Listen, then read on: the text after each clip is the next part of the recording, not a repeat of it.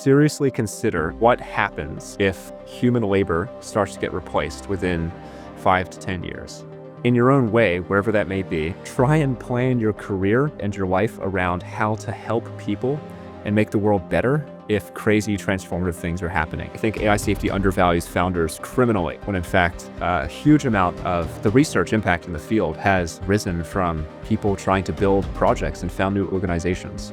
And I think there's just so much research to be done, and there's so many institutions to be built, even if you don't want to go in the nonprofit space. So there's just tons of money to be made here and still have social impact. If you aren't a researcher, or if you don't want to do research, there is so much that you can do that is extremely high impact and you should be doing. So really excited to be here today with Ryan Kidd. Ryan is originally from Brisbane, Australia, studied physics for his undergraduate, and then did a PhD in quantum physics. And then in 2021, 2022, started his journey in AI safety, did the SERI fellowship in early 2022, and then became the co-executive director of the maths program. And since then has been scaling up the volume and quality of AI safety research through his work based in Berkeley. Yeah, really excited to be here with you today, Ryan. Thanks, Dewi. Me too. To kick us off, so you could have been a quantum physicist, or you could have been an AI safety researcher, and instead you chose to run maths. That's like a pretty big trade-off between being the person writing these papers versus instead focusing on scaling the field. Yeah, what was your reasoning for why did you make that trade-off? So in the first instance, I decided not to continue physics sometime during my PhD. I discovered effective altruism when I was in my PhD, actually towards the start of it, back at the end of 2017. I got involved in organizing my local EA group at the University of Queensland, and did that up until my PhD ended as one of the co-organizers. And I just realized that I loved physics, but it wasn't going to be ultimately the thing that results in the highest impacts in the world. And standard story, right? And I got involved. I was a big climate activist. Or was a climate activist for a period in university, and then discovered, nuclear war risk, and did a lot of deep dives in some of the research actually that Open Phil funded, right, on stratospheric aerosols and all the impacts of nuclear winter and so on, to see if I could have some impact there. But then The Precipice by Toby Ord dropped, and I read that, and I rapidly became convinced that AI safety was something I should be more concerned about.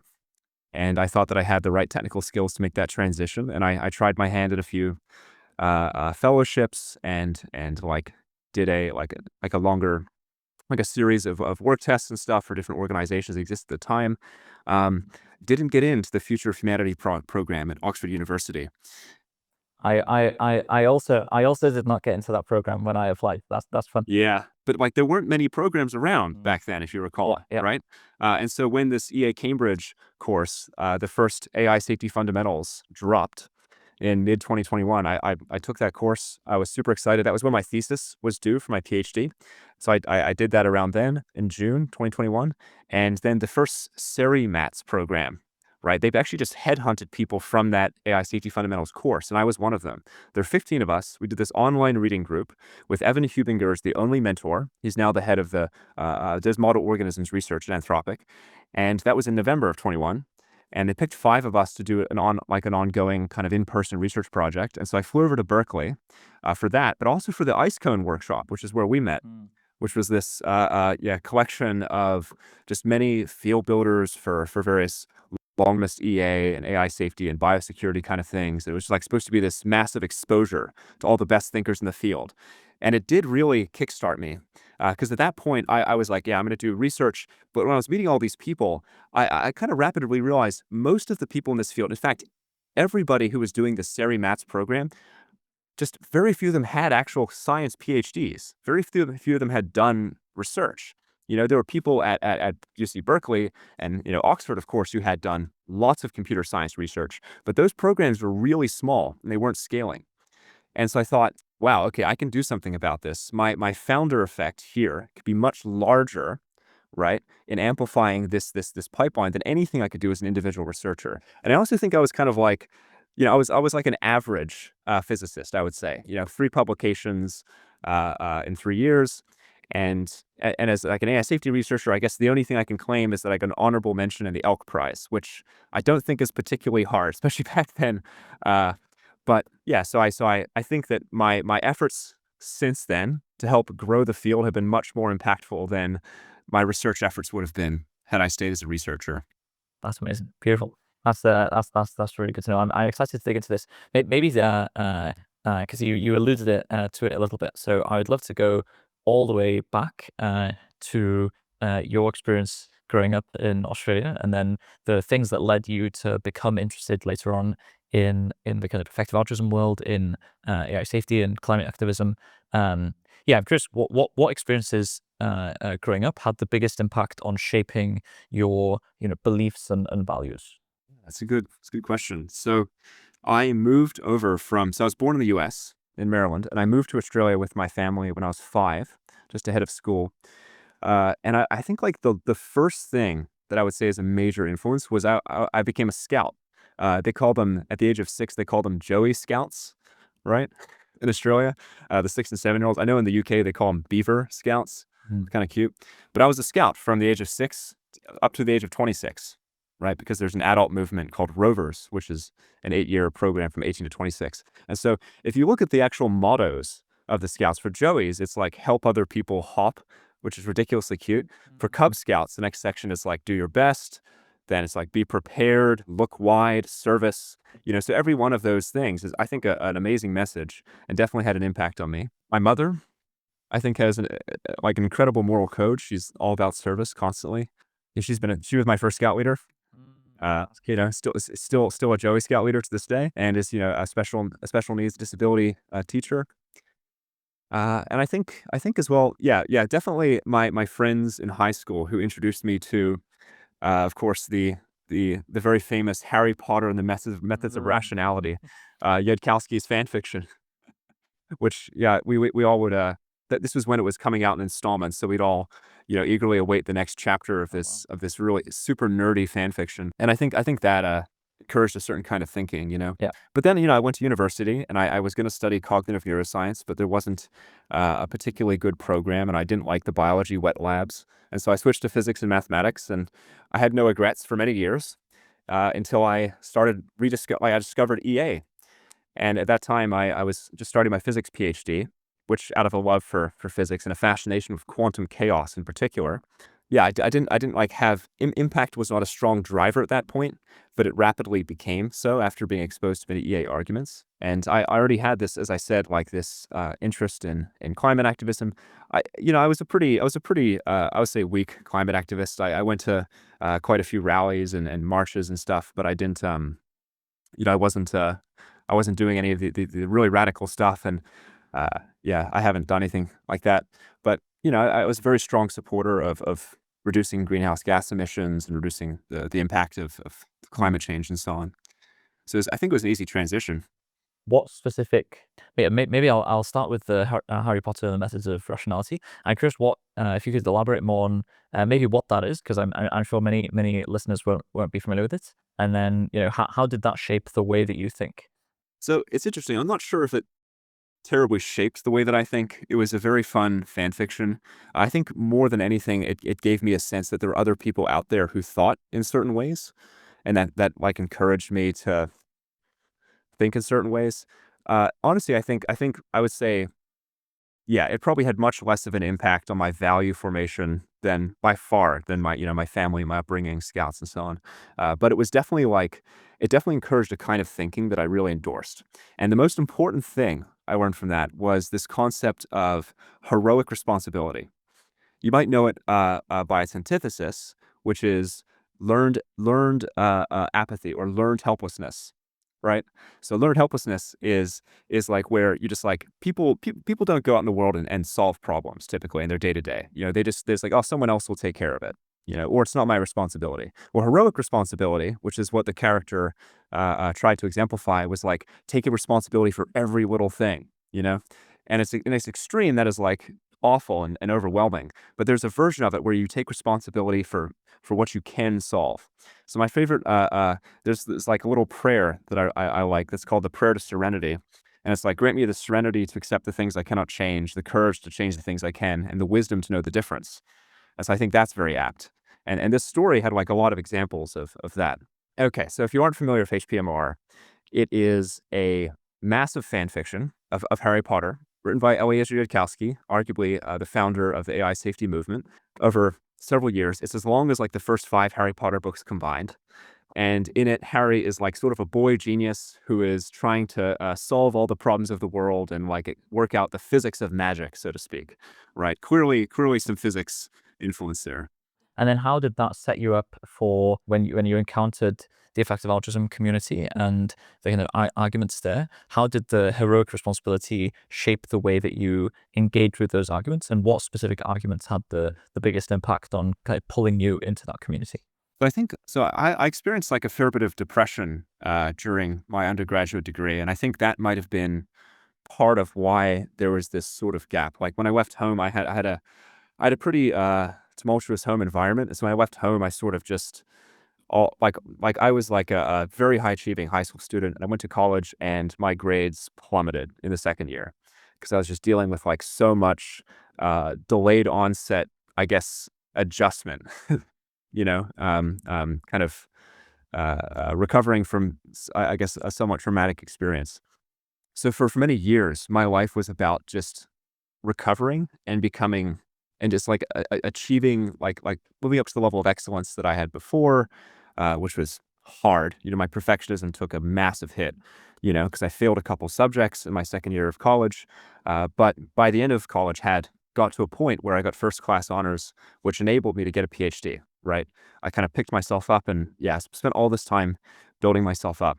Yeah, had some problems with alcohol, just the whole thing, right? But by the time I started my PhD, I was in a place, I think, where I had recovered sufficiently to look wider and say like, okay, I fixed what's going on here. Mm, How can I help the world? And I think that's part of everyone's journey, right? mm, And encountering EA was sort of the vehicle for that, right? mm, I didn't have like terribly many opportunities. I was helping out a bit with scouts, um, but I wasn't like the. I craved something kind of broader and deeper, and like a community that was, founded on the idea of helping other people. mm. And I think EA exemplifies that more than any other that I've yet found. And so I dived headfirst into that world when I was, 20, 21, 22, something like that. Mm. On your recovery from depression, what was the thing that most enabled that recovery? What enabled you to go through that transition? Good question. So I was in a residential college for a couple years, and I had a bad time there. I don't think they were my kind of people. I don't think it was my kind of scene. Australian colleges have, a lot of hazing, a lot of rituals. They're very kind of like they have a specific mold that they want you to fill and so on. I think the closest analog would be like American fraternities or something. So leaving that environment, I think, was really good for me. Mm, I just didn't fit. I was pretty weird, I'm a huge nerd. mm, Um, and I yeah, so I moved out with my friend Simon, which was awesome, mm, and I started, working part-time, and I started a relationship with someone, who was also recovering from a period of depression, and we sort of, we encouraged each other. And I think I just had this, like, deep desire to be a scientist, mm, that I had since childhood, and that was really pushing me. That was really driving me forward. mm. That's amazing. And then you got involved in the effective altruism community, and was that your first exposure to arguments around AI risks, or had you encountered those beforehand via the kind of Harry Potter methods of rationality universe? When did you first become exposed to the idea that AI was a big deal? Yeah, so I've been exposed to the sequences, Eliezer Yudkowsky, back in high school and then college, and through that, like the wider Less Wrong community. This was like Less Wrong 1.0 before the, revitalization. And I encountered these AI arguments. They made sense to me. It just seemed like a very far off futuristic thing.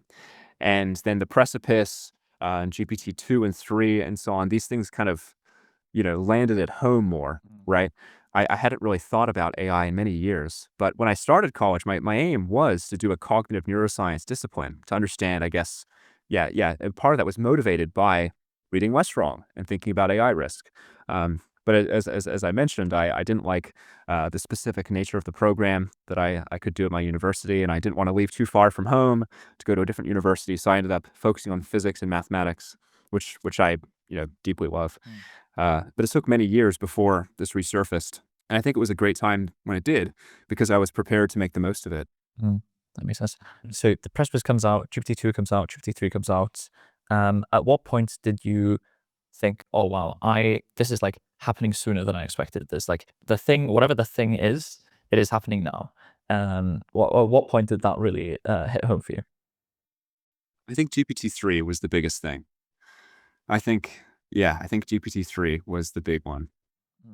So before back in ChatGPT, this is like yeah, GPT-3 using it by the API or some other kind of interface. just reading about people's impressions of this technology.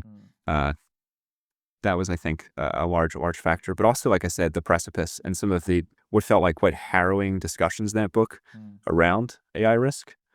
Um, it just seemed very disturbing if true, Mm. you know, and certainly not something that people around me were considering Yeah. in general. And I had a high prior on civilization kind of being inadequate, to solve these like very large scale problems from, just in Australia, like the climate activism scene is like very strong, and it didn't seem like it did much. Right. So yeah, could you say more about this prior? Is this because you saw that um, governments were failing to deal with climate change? This is like giving you a sense of, oh, okay, governments do not seem very good at dealing with these kind of global, long-running catastrophes. And so if there's this new big technology arising that has these new types of risks, then I don't predict that governments will be particularly good at dealing with those either. Is that the rough story? That's correct. Yeah. In 2021, you were finishing up your PhD and you did the first ever AI alignment course from what was then EA Cambridge, now Blue Dot. I'm curious what impact that had on you and like what role did that play in your journey into the AI safety community? It's interesting because I think I'd read a lot of the prescribed readings already. But I certainly love the opportunity to read things and discuss them with people. So my supervisor for that course, right, there was a TAs or whatever, was Scott Viteri, who I think has just recently finished his PhD at Stanford. But so he was awesome, right? He was a fantastic supervisor and, just answered so many of my questions. And we had like really interesting discussions in those weekly chats. And I think, yeah, like I felt for the first time like I was talking with somebody who knew like much more than me about this AI safety thing because I didn't really have access to that, my local scene, right? I was like the local guy, the local AI safety guy. It definitely made me realize that there are other people out there, and this is like more than just a small group of people or maybe some like online forum where I'm too scared to post. You know what I mean? It felt human. It felt real. And my community building with EA was always focused around just like forming real human connections of people. Like I wasn't. I think like the version of EA community building I've seen in the U.S. has been quite different than what we were. I would just like half of the club at EA was just like people I met in my uni gym. I just go around and just like chat to people, make friends, and every so often like I'd be somebody like, oh yeah, you should come to our club event. It'd be fun. And so we'd like, and so our club was huge and like really diverse. We used to have these lightning talk sessions where everyone would cover like 10 different perspectives on just radically different topics. It was a very broad church. It was like very very like kind of just like diversity maxing, just think about interesting things and so on. But I was like the local AI safety guy. So what Blue Dot did, it showed me that there was a broader community I could be part of, connected me with that. And I think because the way that the Seri Mats program worked, they only took recommendations from that course. So Scott Viteri nominated me. So I wouldn't be in Mats if not for this course. And so then you were nominated to do the Seri Mats discussion group, which then led you to become a research scholar on Seri. I'm curious what was your experience like this is like your main kind of AI safety research experience before you then pivoted into field building. So what was that experience like for you as doing a stint of research, which you are now obviously getting, hundreds of people to do as well. So you're kind of giving people the experience that's a kind of upgraded experience from what you had back in 2022. I actually had a slight I had a little bit of experience before that. I actually did a work trial, well, not a work trial, I guess like a extended work test for the Center on Long-Term Risk, which which at the time was run by Jesse Clifton. And so they had this fascinating agenda called Cooperation and Conflict and Transformative AI, which I still highly recommend everyone read. It's so interesting. And so I like I did some like multi-agent simulations in Python and just, shared some results from that. But read, like one of the things was like propose an original research project in the second or third phase of the work trial. And I put together a project after reading a lot of Nick Bostrom. Right. I went super deep on Nick Bostrom and Anders Sandberg and read all these like wacky futurism things and thought about forks in history, right, that might induce multi-agent conflict because the resources would be irrecoverably lost. But then I moved on to Sari Matz, and in the reading group, it was 6 weeks. It was Evan Hubinger's like top 10 to 12 blog posts or papers, almost all authored by him or Paul Christiano. And so I went really deep in Paul Christiano, read a ton of his blog and a ton of his quite at the time like quite obtuse writing. Right, he's trying to write about he's trying to unify computer science theoretical computer science with some of the thoughts of Eliezer Yudkowsky and Nick Bostrom, and like come up with some synthesis. Right, that helps explain what future systems might look like and the kind of properties they might have and how you might extract information from them. And so I wrote a short blog post, we all did in this 6-week reading course, called Introduction to Inaccessible Information, which is about information that is like tacit knowledge that an AI system might acquire through the process of training, but might be very hard to elicit. Right, and so reading all these things from Evan Hubinger and Paul impressed on me like this was a radically different kind of problem to anything I'd covered in physics. Right, this was pre-paradigmatic was the word. Right, and so when I took over when I joined the organizing team for Sari Matz, I was chiefly in charge of picking mentors for the program and identifying them. And I looked through all my associated readings, and I prioritized, I went kind of 50-50, but I prioritized like alignment theory, right? Like people who were touching on some of these like deep and confusing questions that might actually have empirically testable hypotheses associated with them. Because I found some of the pure theory work just very inaccessible. And as a physicist, right, you want to you want to use theory. Theory is great, but you want to use it to describe limiting cases because real systems are messy. So you derive a theory that informs experimentation, which informs theory, which informs experimentation, and there's this kind of cyclic feedback loop. And it seems like Evan and Paul got that in a way that few people in the alignment field did. And so I picked researchers like Beth Barnes, Alex Gray, Leo Gao, Stuart Armstrong, and others whose work I'd loved, and that seemed to touch on this theory empirics iterative process. John Wentworth, etc. That makes sense. So it's been almost 4 years since that reading group. I'm curious how has the AI safety field changed in that time? Like how have a bunch of the predictions that the researchers that you were reading back then, how have those predictions panned out, or how have the futures panned out relative to what they were expecting? Yeah, I would say, oh, that's a fascinating question. Well, I don't believe we have yet encountered seed AI. I don't know also if Yudkowsky made predictions about the form seed AI would take. Actually, I think he did. I think he said it would be like quite small. Could you explain CDI? Seed AI is like a very small AI system that can kind of unfurl rapidly into a very powerful system. It's sort of like you can imagine a small bootloader that in the right environment, perhaps the internet, rapidly learns, okay, and then is very soon super intelligent. All right, it fumes the recursive self-improvement or some other mechanism. This, to me, is still the scariest possibility for AI. There is empirical evidence this might be possible, software-only intelligence explosion. But I do think that the smallest realistic seed AI we're likely to build, and I'm not talking like in maybe 1,000 years or something when you could probably have, I don't know, 100 lines of code that you've hyper optimized be the right thing in the right environment to just unfurl into this thing. No, I mean, via the current process and the trajectory we seem to follow, I expect that seed AI is like quite large, right? Perhaps at the scale of an AI system that can like substantially automate AI safety research, the first version of which I expect to be massive. Perhaps that is in fact the seed of the larger thing, but it's much larger than the original visions I suspect of Yudkowsky and Bostrom and others who were discussing seed AI at the time. So that's the first interesting point. I think as well. Yeah, I think the predictions or the inferred predictions of Hubinger and Cristiano have panned out in many ways. We are focused on, I guess, like iteratively improving systems via empirical tinkering.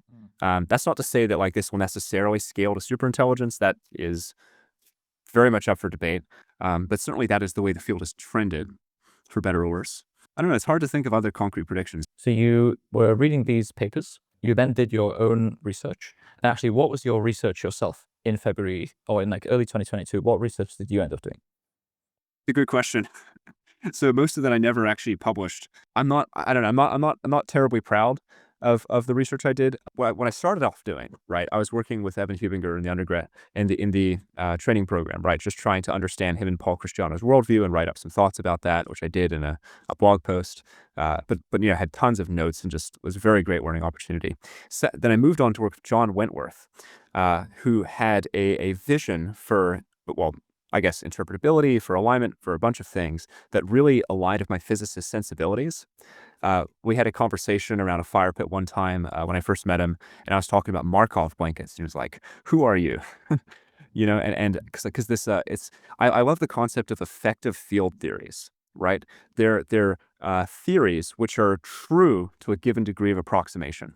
So if you zoom out, like we see effective field theories kind of fall out of more accurate, complex theories all the time in physics. So general relativity is the theory of how matter interacts via gravity and so on, how space-time interacts.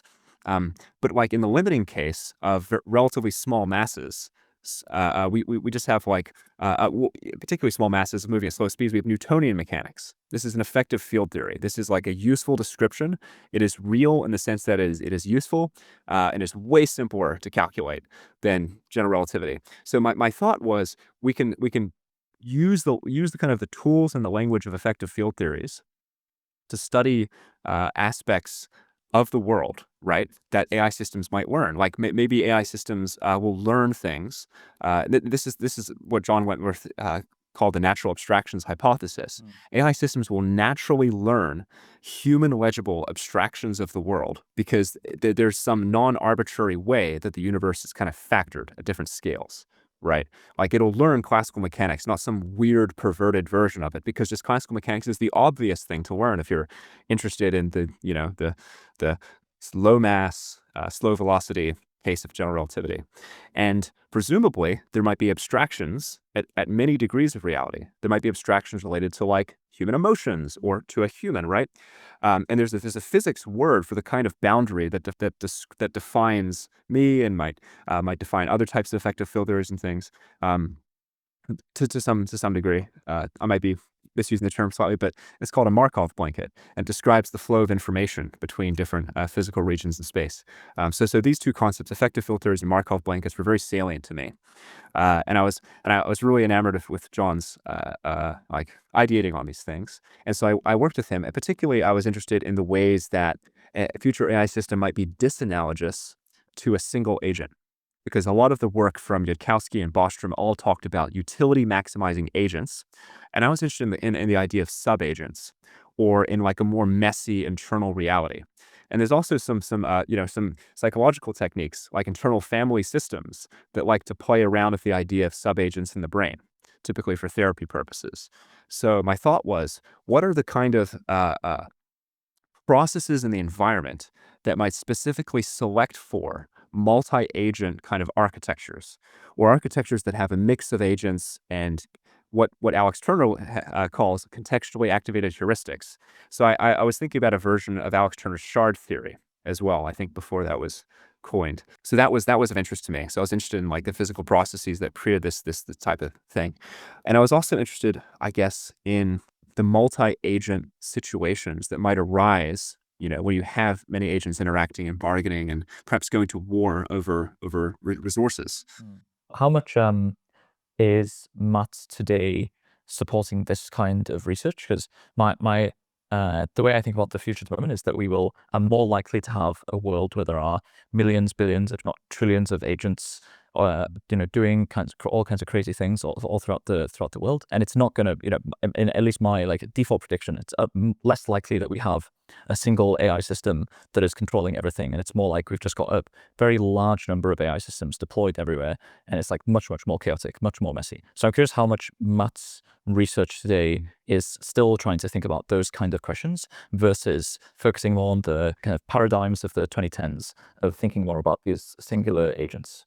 To some degree, I think, okay, so for one, maths is very broad. I like to call it like the S&P 500 of AI alignment because we support such a broad variety of research. But we are kind of differentially weighted, right? We buy a lot of NVIDIA or whatever, the equivalent is here. I guess AI control is what's hot in town. So maths does cover all this stuff. We always have at least one research mentor in every one of the key areas we've identified. Cooperative AI is one of the things you've said. Like agent foundations would be another. But we have really moved away from what was like the more theoretical side of things, and we've gone very heavy into empirical tinkering or research that is like this interplay of empirics and theory. Like I've said, part of the reason for this is just that is how the field in general has moved. Another reason is that it seems like there's more traction on this kind of research currently. And I guess like practically our mentor selection committee, right? They advocate more strongly for oversight and control research over agent foundations by a significant degree. Even the members of that committee who are themselves agent foundations experts have actually typically not been that excited about most mentors, doing agent foundations research. How does that feel to you as a quantum physicist, where I imagine you've got a strong kind of foundation in theory? How does it feel to then move, to see the field move, and then your own organization is pushing more people towards empirical work? Well, actually, I was always doing empirical work, right? I was running simulations of many body quantum systems and looking at light matter interactions and all that kind of stuff. So I was actually looking at the transition between quantum and classical phenomenon, right? In the quantum many body case, this becomes like very hard to simulate. So you have to build effective field theories, right, or mean field theories to simulate this, and you compare these to analytic predictions and certain limits. So I was doing a lot of this research. That's clearly evident, I think, in the things we're doing, and it's stuff like interpretability, stuff like these oversight protocols. They all involve simultaneously empirical tinkering and analytic predictions or theory-informed predictions of what you might see. So I think this isn't changed at all that I can tell, and I really do believe that the future of AI safety should largely be this kind of physics-informed research. Not to say excluding AI governance and policy, of course, but there's like this interplay between theory and empirics constantly. I feel good about it. So at the end of your time on the research scholarship, you then decided to join the organizing committee. Why did you join the SERIMATS organizing committee in kind of early mid 2022? Many reasons. A weird one was that I got long COVID, which I think is defined as having COVID symptoms, fatigue, brain fog that last more than 3 months, and it was way easier to like help organize this fellowship than do research. That was part of it. Something about like doing deep focused research was like extremely difficult for me. And I'll say as well, in the first week of my maths program experience, I got COVID on day 1, and my PhD thesis corrections were due on like day 5. So I had a pretty hellish time. Yeah. But yeah, like no real reasons. I guess were like I said, that I felt like I wasn't making much traction in my project, and it seemed like there were relatively few opportunities for other people. And I thought that there were a bunch of ways that I could easily improve the program from my research experience. So the founders of SERIMATS, Victor Warlop and Oliver Zhang, I think Victor had done a summer project and research at the previously, but neither of them had PhDs or substantial research experience. And so I think there were aspects of the program that I basically sent a long document of things that I would do differently to Victor. He asked me to go on a walk with him. This was about a couple weeks into my I think it was like after I stopped testing positive to COVID, but before my brain fog had returned to normal. Went on a walk with Victor, and he said, "Do you want to join the team?" I said, "Yeah, sure. I'll come on part-time. I'll continue doing my project, and I'll do it over a longer period and join the team."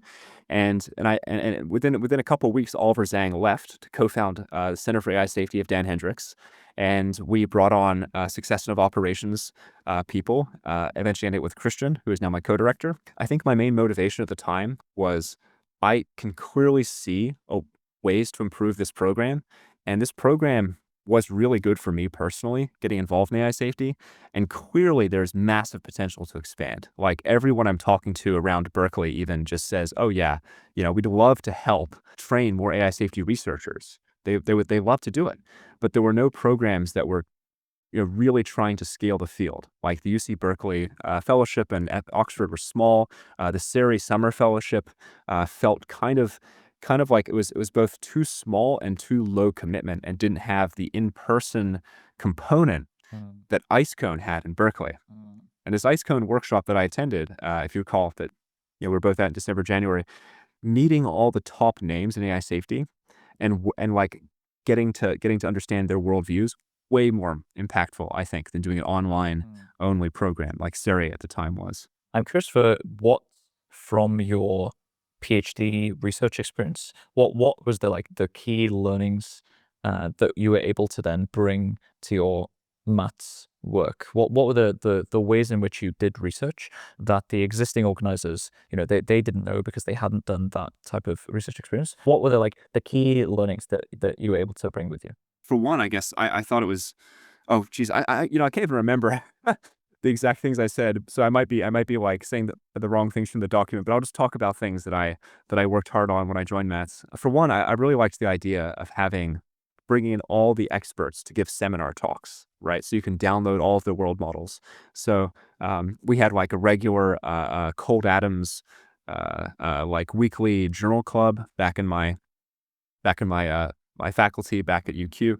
So that was fantastic. People would come in and they'd present different papers, and there was this like real research community vibe, and there were seminars every week as well. So these feel like aspects of academia that I've really emphasized at Nats, because I think learning from the best is great. I think aspects of selection were could have been improved in some sense as well. Not to knock anyone who ever did study Mats, like, because pretty much all of them are doing amazing things now. But I think that our selection process has become even more rigorous. And I don't think I would pass the selection process now at all with my level of experience back then. Over time, we've iterated the selection process, and we've really selected for expertise in science and engineering, right?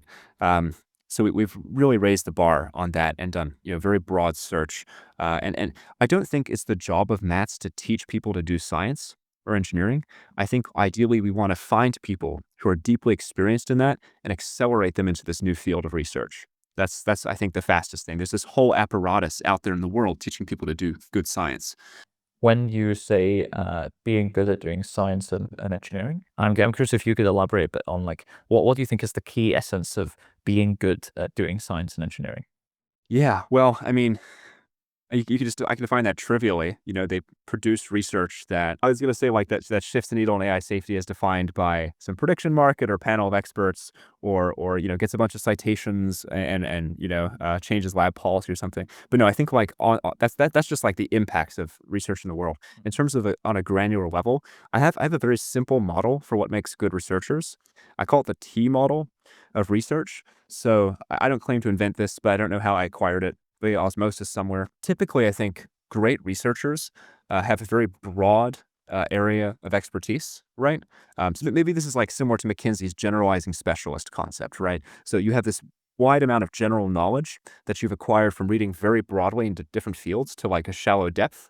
And this lets you identify like what the landscape of the field is, where the gaps are, what the most prominent directions are, and so on.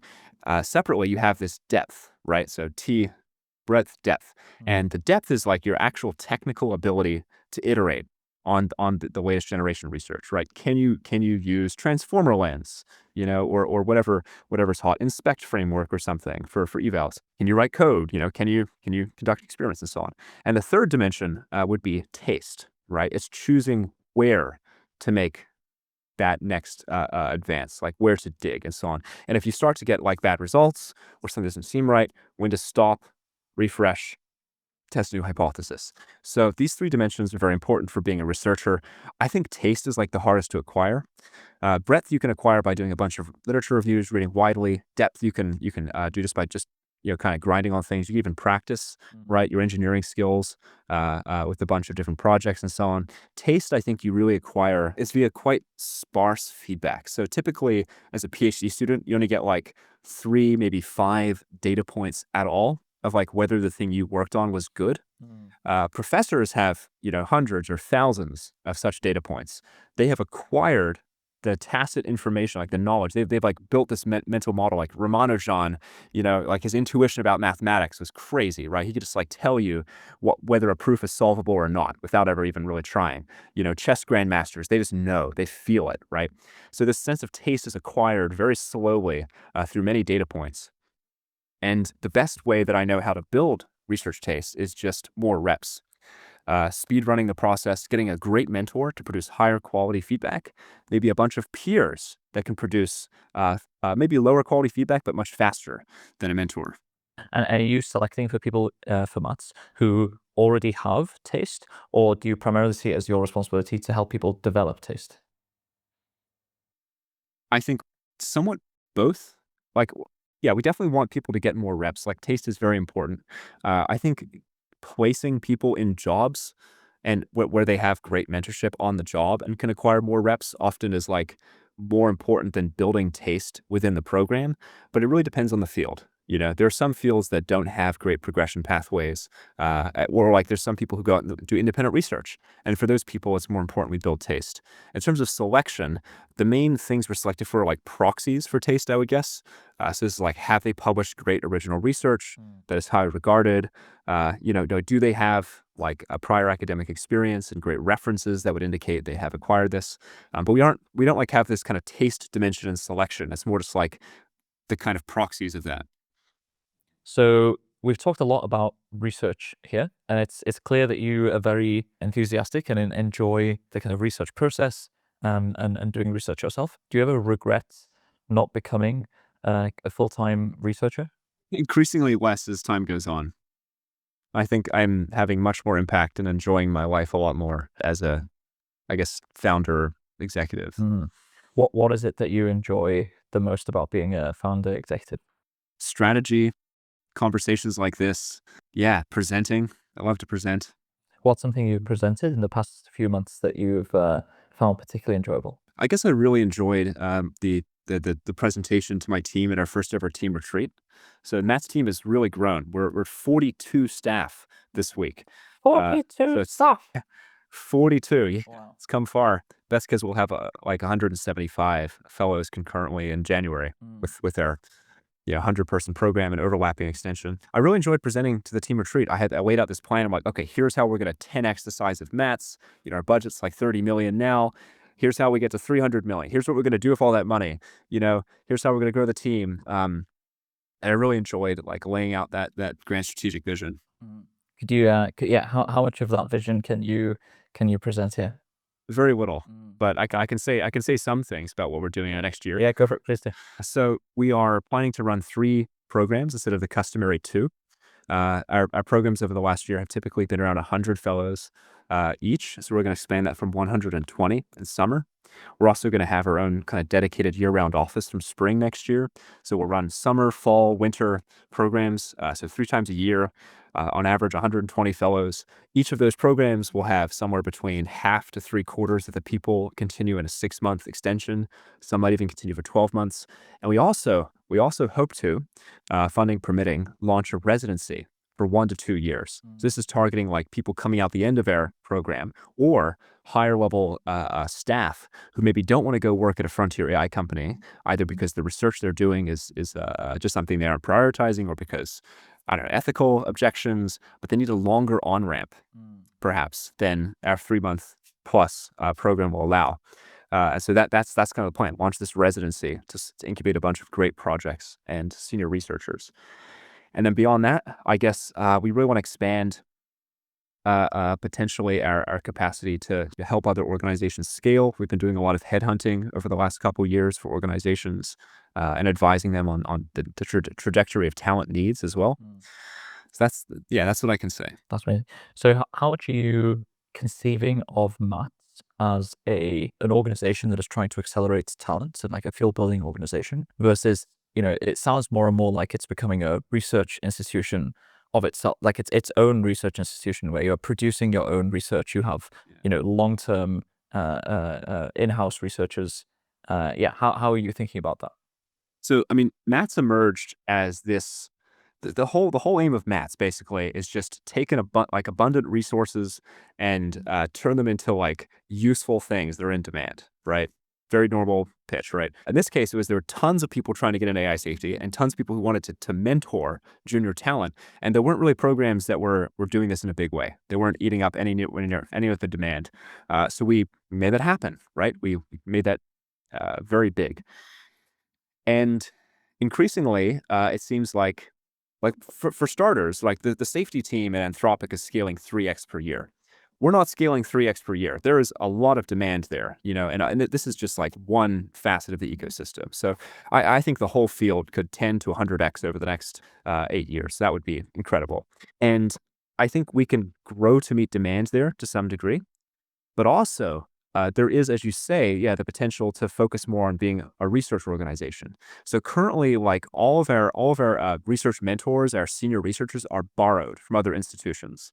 And with the advent of the Anthropic Fellowship Program, modeled after Matt's, we basically they are taking on a lot of fellows that ordinarily might have come through Matt's. So that kind of decreases the amount of support that we need to give to them to help them like hit their quotas, right? And there's other programs as well that are spinning up here as well. So I think that there might come a future where we want to bring on senior research staff internally to Matt's to act as mentors as well. But of course, like the whole point of Matt's is like to solve whatever bottlenecks are most intense for solving the problem of AI safety. And I think that there's huge interest in AI safety. There's a massive demand from these companies. They're saturated with applicants, but those applicants are typically not proficient enough in the skills, right? They haven't been trained, or they don't have the references or the citations to like give them accreditation, right? So to the extent that we're useful, it's still primarily through that mechanism. Our research org sort of is an auxiliary. It's like we have a H index of 39 by accident somewhat. Certainly we're trying hard to make that happen, but that is like secondary to placing people at top organizations and helping them found things like Apollo and so on. But it's secondary. So if we were to start becoming a research org in our own right, I think this could have positive effects, right? We could bring on staff internally, which perhaps are people who've come out the other end of our program. So there's some complementarity there. They could also mentor fellows, which would help us expand even further. And they could output research which could raise the profile of Mats. I will note, however, that we had to reject 80% of our mentor applicants for summer next year. So we're not short on mentors. What is the blocker then? Why are you still constraining to 120 fellows? Why is there not, for example, 300 fellows next summer? So SPAR, which is a similar program, is at 300 fellows, I believe. How have they done this? Well, they don't offer stipends. They might be considering that, but it would be very small. They don't offer stipends. They're not full-time. They're like an optional part-time program. So they allow all sorts of different people to participate. They're remote, right? And they don't have like these strong requirements around the kind of program deliverables that we do. Or if they do, they can relax it in various cases. So Maths is basically prioritizing quality over quantity. That's the essence of it. Our team has grown 2x per year on average. We really want to make sure that every fellow that comes through Mats is working with like absolute top in the field mentor, even if that field is a very small field, and has adequate support staff in the Mats team. So the way it works is we have these research managers who typically manage between 8 and 12 fellows apiece. So that's their basic job. You can think of them sort of like TPMs inside of Mats that are augmenting external researchers. which makes it way easier for people to agree to mentor because they can spend the minimum requirement is like 30 minutes a week per fellow, right? And this is often sufficient. Though I will note that the median mass mentor spends 3 hours per week with their stream. But and they're augmented by these staff inside of MATS that make sure the scholars have an amazing experience. They're often very technically skilled people who have done this many times before, have great people management skills. And the idea there is just to make sure that every single person that goes through MATS, as much as we can, has a great experience. No one gets left behind. And we accelerate them to the maximum possible ability. And we were deliberately trying to select people who are as far down the ability curve as we can. Right. We're not necessarily trying to find people who we have the largest delta for, the largest impact on. We're trying to find people who are really, really good already. We can accelerate as fast as possible because the sooner they get out into the world and get employed and found things, the sooner they can mentor others and help the talent cycle continue. So that's currently our strategy. That's great. And so I guess I'm still not sure there what the bottleneck is for scaling. So I guess I appreciate the focus on Great staff. quality, but okay, so your own hiring, if you could hire another 20 research managers who are like at the bar that your current research managers are at, how would that change your ability to scale over the next year? I think we need to hire a COO pretty fast. There's something we need to hire more leadership as well. But I think some number of great new research manager hires could really expand our capacity to grow as a program. In fact, I think great, what I'll call amplifiers are currently the limiting constraint in the ecosystem. Not funding, not even amazing technical staff. I think amplifiers, people who have technical exposure and ability to liaise with those people, and also can do operations, can scale programs and manage teams. If someone is listening to this podcast and is asking themselves, am I an amplifier or could I be an amplifier? How do you think could you help them answer that question? What could you describe more of what it means to be an amplifier? So we have an article on Less Wrong, which is called "Talent Needs of Technical AI Safety Teams." It's almost 2 years old, but I still think it's a great picture of who is hiring for what type of archetype. Amplifiers they're people who often have done or could do technical research, right, or some sort of engineering role, but instead tend to focus on the people management aspects. They have these people and project management skills as well. They're often really high executive function. They love working with other people. But yeah, they also have that technical bent. So I call this role somewhat plural, liminal, and relational. So it's plural in that it's both management and a bit of research and a bit of communications, maybe even a bit of strategy. It's a lot of things rolled into one. It's liminal in that it's more technical than typical operations roles or other sorts of things, but it's less technical than direct research roles. And it's relational in that all the outcomes are grounded in how others are benefited. So we have research managers who have lots of experience, I guess, in PhD computer science, in consulting, in data science, in product management, in software engineering, in executive coaching, and all of these people tend to do pretty well if they have that spread of skills. Maybe to focus a bit on the past year or so of MATS, what have been the biggest successes of MATS that you want to kind of shout out or can celebrate?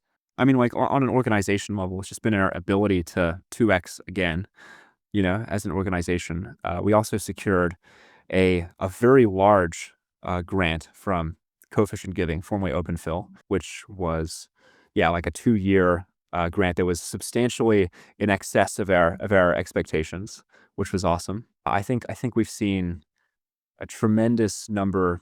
Well, I mean, Jan Lakey told me, he said, Ryan, about somewhere between a half and a third of the Anthropic Alignment Science team are MATS alumni, which I thought was very cool, hearing that. I think some of the research that our scholars have helped out on, some papers, emergent misalignment was very cool. So Daniel Tan was a co-author on that. Papers like emergent misalignment, Control Z with Buck Schledgeris et al. Neil Nanda's research in general. They've been some incredible papers there. I think we had 5 spotlight papers in Europe's this year as well. I don't even know if I can list them all out. There was that awesome research that one of our fellows did with Nicholas Carlini that found $4.6 million in smart contract exploits. That just came out. It's pretty crazy. Wow. Yeah. Oh. Specifically, this is an AI. They found with an AI's trained an AI system to exploit smart contracts, and it let it rip, and then it found $4.6 million worth of vulnerabilities. Oh wow. Okay. So it did not make $4.6 million itself. No, No, no, okay. this was using, like real smart contracts, but like in a simulated environment. A new way for maths to fund itself. Yeah. No, we don't do anything like that. Yeah, maybe to bring my kind of bring it towards a few final questions. AI is obviously quite a crazy technology and is moving very fast. I'm curious, what does a good future for humanity look like to you? Like, what if things have gone well in like 10 to 20 years? What is your guess as to what that looks like? Yeah, that's a wild question. I mean, I'm a big fan of empowerment, frameworks. So, I ideally I want people to be able to self-determine. And there's some to some extent like, oh, does that mean that the majority can, tell the minority how to live their lives? Hopefully not. I hope there's a way that we can implement social choice mechanisms to help guide the future of AI systems, right? I'm talking very near term here. I guess in my ideal world, what happens is what Ryan Greenblatt calls Plan A.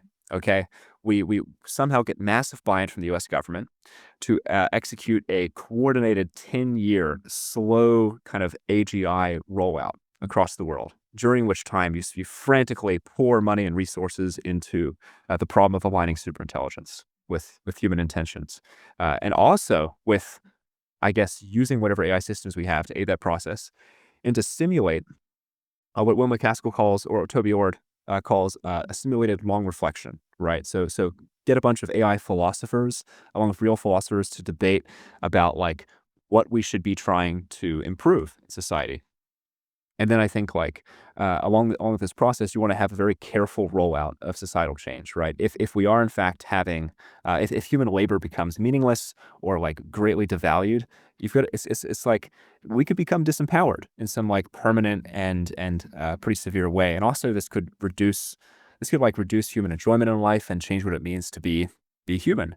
So I think that we have to be very careful with rolling out these technologies and do it somewhat gradually if we can.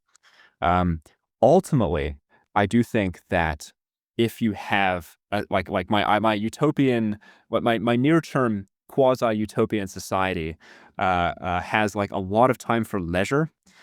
People can augment themselves with technology. There are all sorts of wacky, different like things going on. Presumably, we're sending space probes out, to fill the universe with life, make it so that like we're not all just kind of viable, in this little rock. Probably, yeah, deep investigations into the meaning of life before we start to do anything Mm. irreversible. I imagine someone's building Dyson swarms, to collect energy from the sun and so on to power all of our data centers. Perhaps AIs are conscious, sentient, and moral patients, and we build vast inner realities on Earth, right? While these space probes are journeying out, Earth becomes this paradise for sentient beings. Perhaps people don't have to die if they don't want to, perhaps we end disease, we end predation, parasitism. There's all sorts of crazy things that we could imagine. Mm. Yeah, that's amazing. Um, and if you could make a pitch of one thing that you want listeners to this podcast or people who are new to the AI safety field to take away in terms of how they can best contribute to achieving, something like what you've just described as a good outcome, or just like whatever they have in their mind of as a good outcome for AI over the next 10 to 20 years. What is the one thing that you're like, I encourage you to try uh, uh, this thing, or this is like my one piece of advice for these people. I mean, other than like, do blue dot courses and apply to maths, which are my top recommendations, I think for most people who are technically minded, I think seriously consider what happens if human labor starts to get replaced within 5 to 10 years. Like seriously consider what this means for society and start, yeah, just like in your own way, wherever that may be, uh, try and plan your career and your life around how to help people and make the world better if crazy transformative things are happening. And you can do that, via technical or more policy based things. You can do that through grassroots kind of communication of some of the things that might be on the verge of happening. There's just like, or perhaps all the ethical implications of what this means to humans or to society. There's just so much research to be done, and there's so many institutions to be built. And I think even if you don't want to go in the nonprofit space, there's this great report from Juniper Ventures called AI Assurance Technologies, where they predict like every year the market for ensuring AI systems don't cause damage or whatever, or leak identities is going to double. So there's just tons of money to be made here and still have social impact. I'm curious, what is your hottest take outside of AI safety? And I don't think about other things. Yeah. What is your like hottest AI safety take? I mean, I think I posted about this recently. I think AI safety undervalues founders criminally. I think founders and field builders get relatively low status or a bad rap when in fact a huge amount of what's like the research impact in the field has arisen from people trying to build projects and found new organizations. And I think if you aren't a researcher or if you don't want to do research, there is so much that you can do that is like extremely high impact and you should be doing. Mhm. Yeah, strong +1 to that.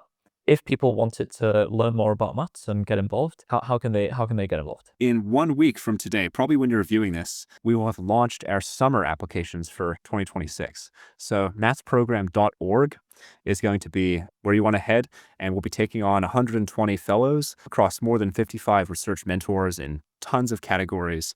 This is probably something for everyone, so please apply. And my final question for you, if you could travel back in time 5 years, what advice would you give yourself? Buy NVIDIAs? No, it's a good question. 5 years ago, I was in my PhD. I think honestly, Dewi, I really like I guess I would say, uh, things are going to get better. Hmm, I had some mental health stuff happen then. Yeah, things are going to get better. I think that's a beautiful message to end on. All right, well, thanks so much, Ryan. This has been a pleasure. And yeah, best of luck to you and the maths team with all of your scaling. Thank you.